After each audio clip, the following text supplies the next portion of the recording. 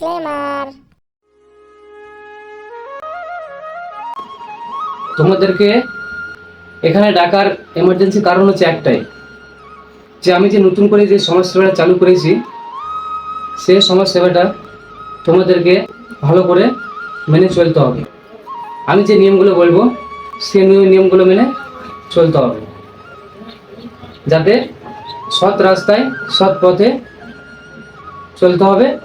তোমাদের গ্রামের আশেপাশে যত গরিব দুঃখী আছে, হ্যাঁ, ধরো যে কিরকম গরিব দুঃখী বলো তো, কারো মেয়ের বিয়ে লেগেছে, সে মেয়ের সে বিয়ে দিতে পারছে না, কিছু টাকা পয়সার দরকার, তাদেরকে এসে বলবে, তখন আমার কাছে আসবে। ঠিক আছে?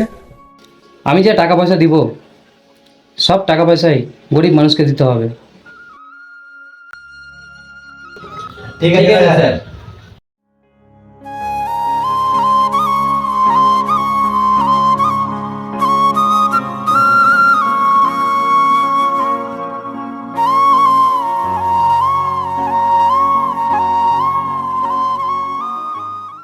স্যার, আপনার সাথে কিছু কথা ছিল। হ্যাঁ, কি হয়েছে বলো?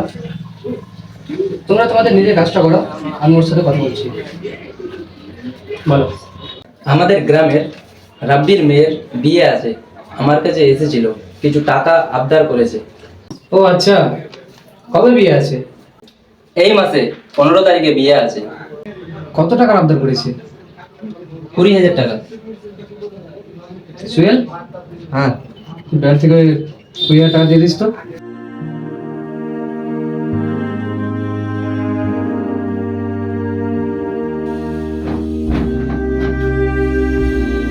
স্যার, আমি আসি তাহলে। ঠিক আছে, যাও।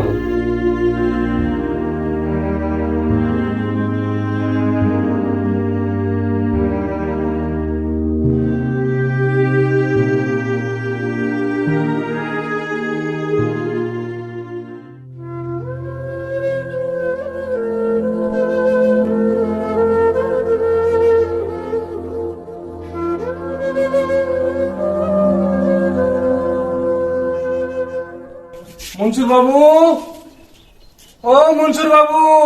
কে আছে? বাবু আমি আছি। কি হয়েছে? বাবু, আমার ছেলে খুব অসুস্থ, অনেক টাকার দরকার আছে। আপনি যদি টাকা দিয়ে সাহায্য না করতে পারেন, তাহলে আমার ছেলে মারা যেতে পারে।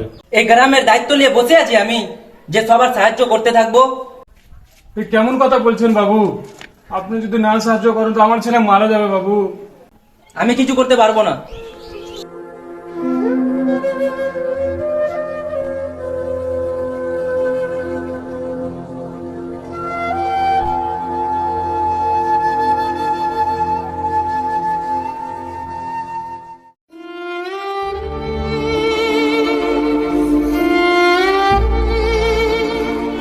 দাদা, আমার মেয়ের বিয়ে আছে, তোমাদের অফিস থেকে কিছু সাহায্য করলে ভালো হবে। দেখ, তোদের মতো মানুষকে আমি এমনিতেই দেখতে পারি না, আবার আমার বাড়ি এসেছিস। তোর মেয়ের বিয়ে হলেও ভালো, না হলেও ভালো, আমি 1 পয়সাও দিতে পারবো না। যা এখান থেকে, এরপর থেকে যাতে আমার বাড়িতে আর না দেখতে পাই।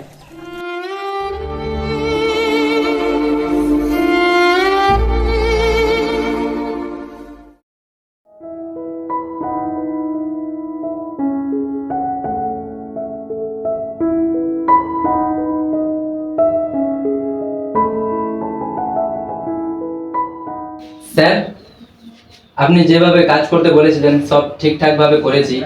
আমার আর কিছু টাকার দরকার ছিল। আর কত টাকা লাগবে তোর? তুই তুই এখানে কি করছিস এই অফিসে? তুই যে এই অফিসে কাজ করছিস, এই অফিসটা হচ্ছে আমার বাবা, আর এই অফিসের মালিক হচ্ছে আমি। তুই আমার বাবার কাছ থেকে অনেক বাহানা করে টাকা খেয়েছিস, হয়তো আমার বাবা জানতে পারেনি, আমিও জানতে পারতাম না। তোর মতো যে সুয়েল ছেলেটা এই অফিসে কাজ করছে, ওই সব ঠিকঠাক ভাবে কাজ করছে, ওই আমাকে বলেছে তোর কথা। তোরা শুধু টাকা টাকা কেন করিস? স্যারের কাছ থেকে টাকা নিয়ে আসছে আর নিজের পকেটে ঢোকাচ্ছে, দাদা ছোটবাবুকে এখনই বলতে যাচ্ছি।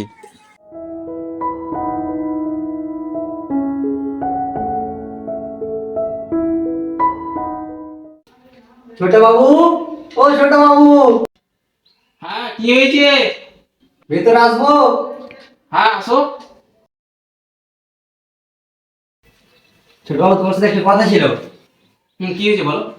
মনসুর স্যারের কাছে অনেক বানা করে টাকা নাই, আর কোনো গরিব মানুষকে হেল্প করে না, সব টাকা পকেটে ঢুকিয়ে নেয়। এসব কথা আমাকে কেন বলছো? বাবাকে বলো। স্যারকে ভয়ে বলতে পারছি না। ঠিক আছে, তুমি যাও, আমি দেখছি।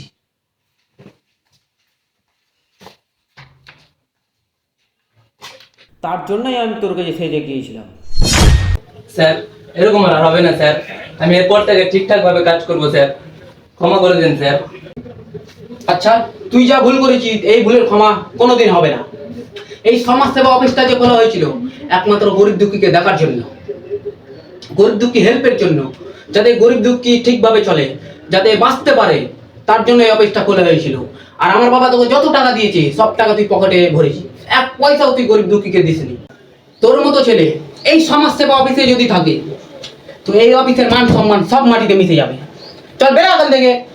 স্যার, লাস্টবারের মতন ক্ষমা করে দেন স্যার। এই কাজ আর কোনোদিনও করবো না স্যার। ক্ষমা করে দেন স্যার। চল, তোকে ক্ষমা করা যাবে না। আর তুই এই পোশাকের যোগ্য না। এই পোশাকটা এখনো খুলে ফেল আর বেরিয়ে যায় এখান থেকে।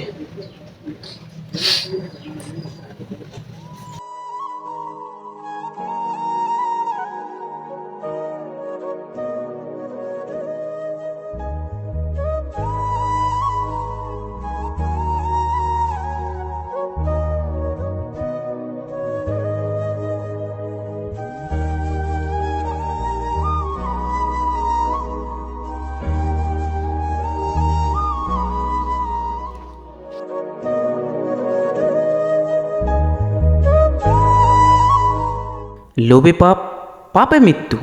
আমাদের সমাজে কিছু মানুষ রয়েছে যারা গরিব মানুষের হক মেরে খায়।